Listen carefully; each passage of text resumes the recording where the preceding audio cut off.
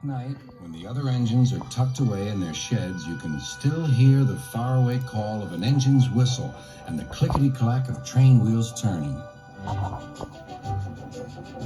This is the sound of the mail train. One train is pulled by Thomas and the other by Percy, as the loads are too heavy for one engine to do the work alone. The mail is loaded into freight cars at the harbors, and the engines pull their trains through the silent stations delivering their precious loads.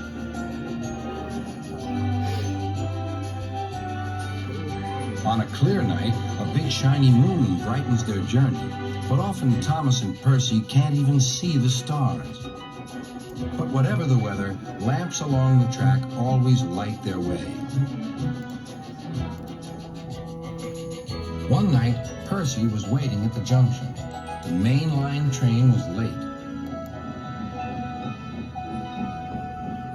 At last, Henry arrived.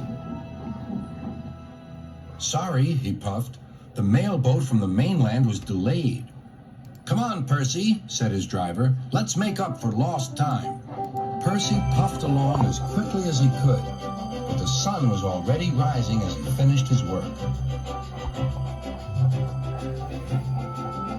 "Never mind," thought Percy. "It's nice to be up and about when it's the start of a new day and there's no one else around." Percy was not alone for long.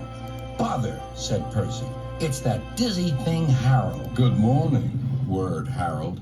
"I always said railways were out of date, but you're so slow with the mail. You should give everyone their stamps back." Percy was too tired to explain. "Bird brain," he muttered. "Good morning, Percy," called Duck. "You're up early this morning." "No, you're wrong," sighed Percy. "I'm back, tired and late." He rolled into the shed and fell asleep almost before his buffers touched the bar.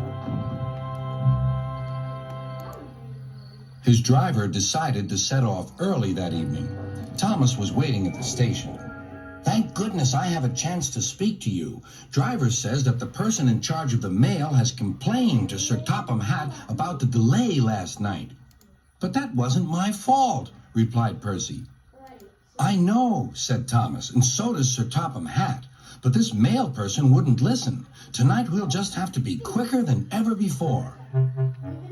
The engines were just leaving when they heard a familiar buzzing. "I say, you two, there's news flying about."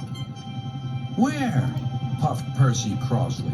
"All over the place. They're going to scrap the mail train and use me instead. Wings work wonders, you know. Always." "Rubbish," huffed Thomas. That night, everything ran like clockwork. Thomas and Percy steamed through the stations, making good time everywhere they went.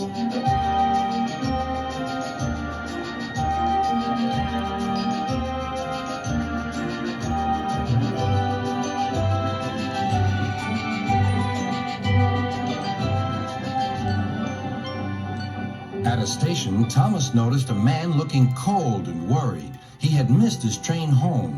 "We can give you a ride," said Thomas's driver, "but it will be rather uncomfortable."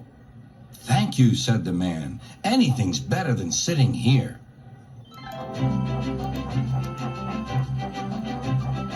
The next afternoon, Percy passed the airfield and saw Harold. "Hello, Lazy Wings. Are you too tired to fly today?" "The wind's too strong," grumbled Harold. "I've been grounded."